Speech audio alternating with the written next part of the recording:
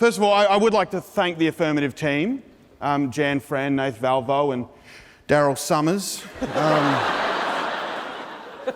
was a very good job. You haven't changed my mind on cancel culture, but I've rethought cryptocurrency for sure. Look, I mean, I haven't agreed with everything that you three have said. You know, I haven't agreed with it all. There was, you know, some pretty hateful bigotry in there, especially about Queensland and Devon. Bloody love me, Devon. But look, even though I disagree with what you've said, you're all terrific public speakers, great orators. You know, it's easy to see why these three are known in the arts community as the Three Führers.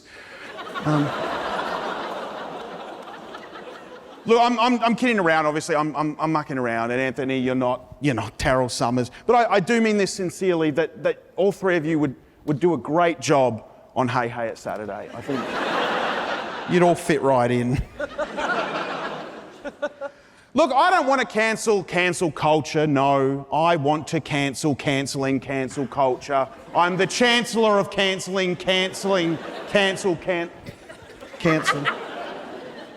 See, we need to remember all the great things that cancel culture has done for our lives. It has improved our lives significantly.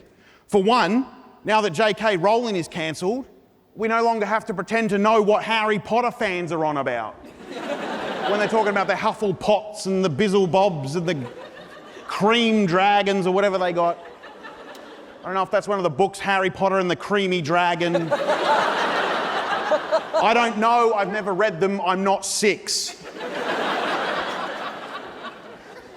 Thanks to cancel culture, we don't ever have to watch disgraced MKR star and Nazi apologist Pete Evans slide another squid ink tortellini into his plump, quivering, wet mouth. But we also, quivering, it's a good word. We also need to remember the biggest get of cancel culture. The biggest get of cancel culture for centuries. The world has fought in violent struggle. People have banded together in violent struggle against the most evil force the world has ever seen, the British monarchy. With guns and knives and bombs, we've fought them for hundreds of years. We cut off Charles I's head, but they came back stronger than ever. And now, not because of war, not because of violence, the monarchy stands on the brink of collapse. Not because of the bombs or the guns, but because someone was mean to an actor on a TV show called Suits. Cancel culture did what centuries of warfare could not. Some people, especially in the comedy scene, they like to argue that cancel culture is limiting our ability to be funny. That we can't make rude jokes or offensive jokes or gross jokes. To them I say, shit dicks.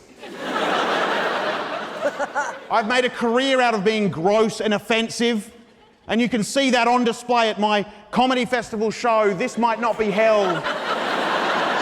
9:20 p.m, Cloakroom Town Hall, 8:20 p.m. on Sundays.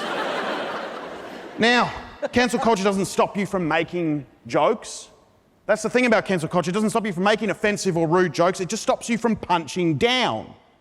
I can't, and no one can or should be able to make jokes about people that are less fortunate than them, less privileged than them. But you can make whatever kind of offensive jokes you want about people who are, more privileged than you. For example, I don't know, just picking a name off the top of my head, I could, if I wanted to, I could make a bunch of offensive, gross jokes about, I don't know, Scott Morrison.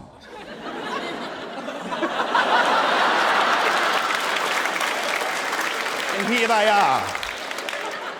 Scott Morrison is a true Christian in that he's good at fleecing people out of money.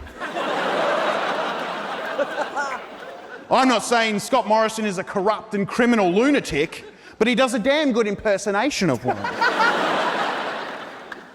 Scott Morrison is what you get if you skinned John Howard and then overinflated the skin bag with farts.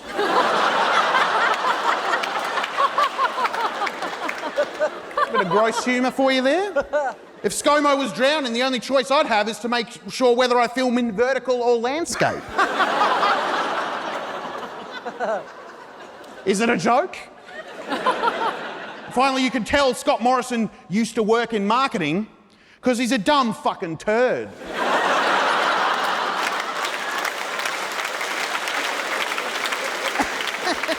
See, cancel culture, it's not a bad thing at all. Cancel culture is a tool that the powerless use to attack the powerful. That's what it is. It's about punching up. You know, it's those who oppose cancel culture, those who speak out against cancel culture, often have ulterior motives.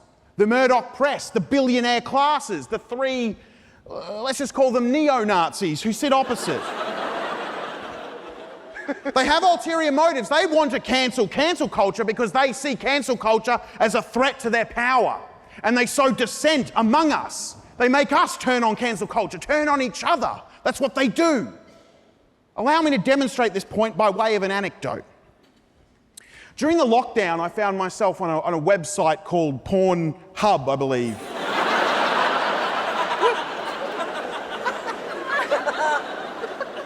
And I was watching this video, it was called World's Biggest Cum Shot. And it was... I am going somewhere with this, by the way. So I'm not doing a Morgan here. But no, this is... It was a video. I wanted to see like what the world's biggest cum shot would look like. It was a simple amateur video, a single man ejaculating onto a glass top coffee table. Grow up, okay? We're here to learn. We're here to learn. And like, you know, good stuff, full credit. I would say it was the world's biggest cum shot as far as like, it was huge. You could fill up a juice glass. You're gonna hate this whole bit. But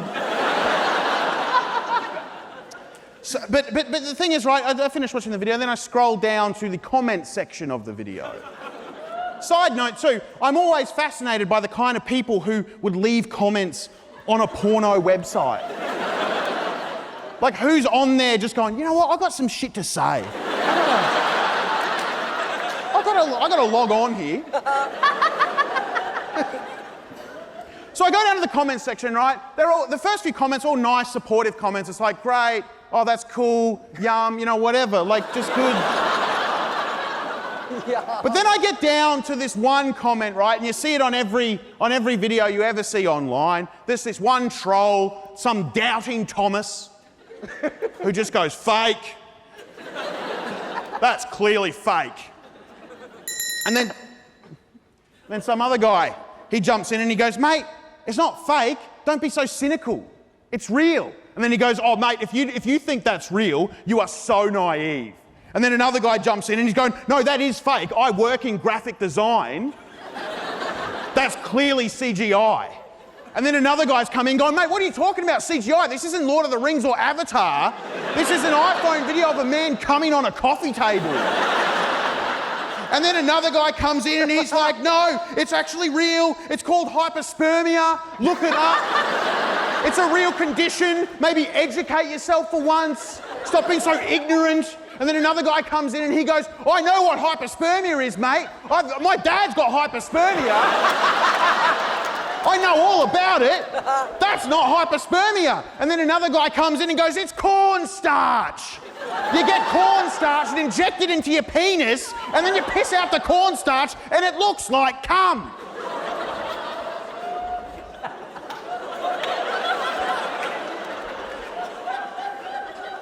And this is what I'm saying, there's so much disinformation.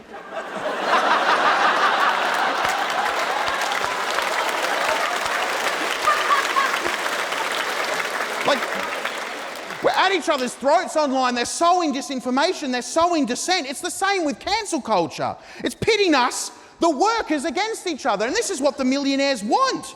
Whether we're artists wanting to entertain the masses by telling a joke, or whether, we're a couple of blokes watching another bloke come on a glass-top coffee table. We need to unite because they want a world where we're at each other's throats about every issue.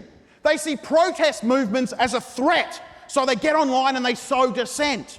They see cancel culture is a threat, so they use the Murdoch press to try and get us to turn on cancel culture, to make us fight. black versus white, left versus right, real cum versus fake cum.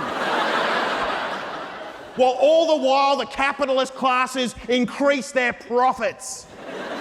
Well, I won't fight my fellow workers anymore. As Comrade Vladimir Lenin once said, a bayonet is a weapon with a worker on either end. Our weapon is cancel culture. Cancel culture is the tool we use to fight back against the capitalist pigs feeding from the trough of our labour. Cancel culture is the iron fist of the proletariat and our last defence against the tyranny of capital.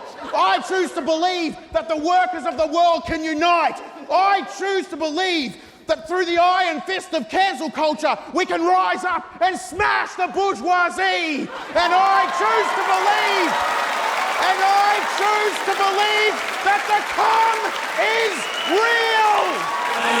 real.